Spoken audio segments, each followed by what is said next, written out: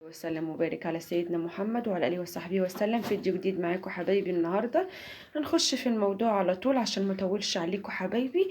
النهارده هنعمل حاجه نوفر فيها لبيتنا بدل ما نشتريها من الفرن. هنعمل الميني بيتزا في البيت. معايا نص كيلو دقيق، 3 كوبايات دقيق، معايا معلقه خميره. طبعا انا بجيب خميره من الفرن، ما بجيبهاش اكياس، وحطها في ميه ونص معلقه سكر صغيره مدوبهم فيها، لبن بودره وميه. وطبعا كالتالي بقى هنحط السكر والملح والحاجات دي واحنا بنعجن. دلوقتي بقى نقول بسم الله، وهننزل دلوقتي معلقه سكر صغيره، طبعا زي ما انتوا شايفين كده رشه صغيره، وبرده رشه ملح. جيبي بس الملح كده معاكم، بسم الله. طبعا هتعملي احلى ميني بيتزا في بيتك، توفير ونظافه، وهتعملي كميه بالنص كيلو ده زي ما انتوا شايفين كده. نحط دلوقتي اللبن البودره، حبه تحطيه، حبه مش حبه ما يعني شيء، ولا تحطيه خالص زي ما انتوا شايفين كده. دلوقتي بقى هحط كمان معلقتين زيت، بس بتجيب الزيت كده معاكم، زيت زيتون، زيت ذرة، اللي انت عايزاه. لو حابه تحطي سمنه كمان حطي، بس تكوني مسيحاها وسايباها بارده. بس هنقلب بقى كده.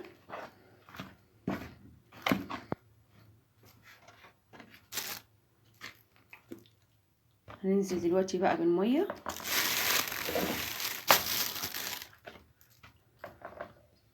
بسم الله.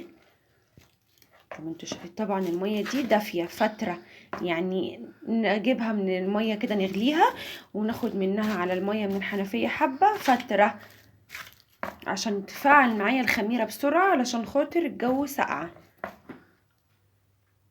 دلوقتي هنزل بالخميره بقى، بسم الله. زي ما انتوا شايفين كده.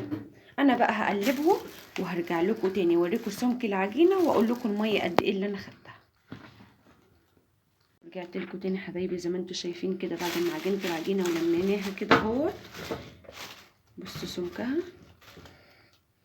اهو، ده السمك. خدت مني قد ايه ميه؟ كوبايه ونص ميه، بالنص كوبايه اللي انا كنت بعمله بيه الخميره، وخدت مني كوبايه تانية لوحدها ميه، بقت كوبايه ونص ميه على ال3 كوبايات دي.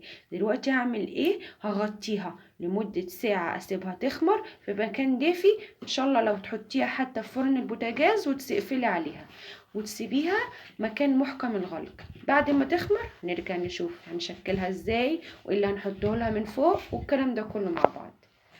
تاني حبايبي، زي ما انتوا شايفين كده بعد ما العجينه خمرت، طبعا انا فضيت الهواء اللي جواها وقلت اجرب واحده مع نفسي علشان خاطر الوقت بتاع الفيديو ما يكترش معايا. زي ما انتوا شايفين كده فردتها وجبتها بطبق كده، بظهر طبق، بظهر علبه، بظهر غطا برطمان، اي حاجه عندك تدي الشكل الصغير كده جميل.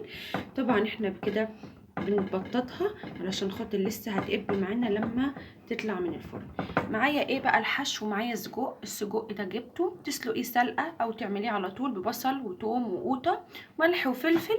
والصلصه ضربتها في الخلاط، حطيت عليها توم وملح وفلفل، وتحطي عليها اي بهارات انت عايزه تحطيها. وطبعا فلفل الوان احمر واصفر واخضر، شويه جبنه رومي متبقيين عندك تبشريهم زي ما انت شايفه كده. وهنرص الرصه نشكلها سوا مع بعض كده. نحط بسم الله، ناخد الصلصه ونحط كده ندهن زي ما انتوا شايفين كده. طبعا بقى اي حاجه موجوده في التلاجة، ما عندكش سجق، جبن، ما عندكش جبن، بطاطس، والله العظيم صوابع مقليه هتعجب الاولاد جدا.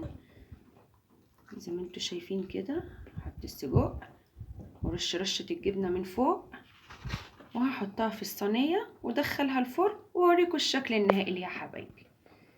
ورجعت لكم تاني حبايبي، زي ما انتوا شايفين كده بعد ما خرجت الميني بيتزا من الفرن بشكلها ولا ريحه بيتك بقى لما تخبزي حاجه فيه، الجيران هيشموا يخبطوا عليكي. والله نص كيلو عمل لي الميني بيتزا اللي قدامكم ديت، وعملت كمان منها البيتزايه ديت كمان كامله كده لوحدها كبيره كده مره واحده. زي ما انتوا شايفين كده حبايبي. لو عجبك الفيديو النهارده متنسوش تعملوا لي اشتراك للقناه وتشيروا لي الفيديو وتعملوا لي لايكات ويتربي كده يكون وصفاتي كلها سهلة وبسيطة عليكم. وطبعا قبل كل ده ما تنسوش الأذكار والاستغفار والصلاة على الرسول صلى الله عليه وسلم. وربنا يكبر كل القنوات لكل الناس اللي عندهم قناة يا رب، واحنا معاكم تدعمونا دايما يا رب. السلام عليكم.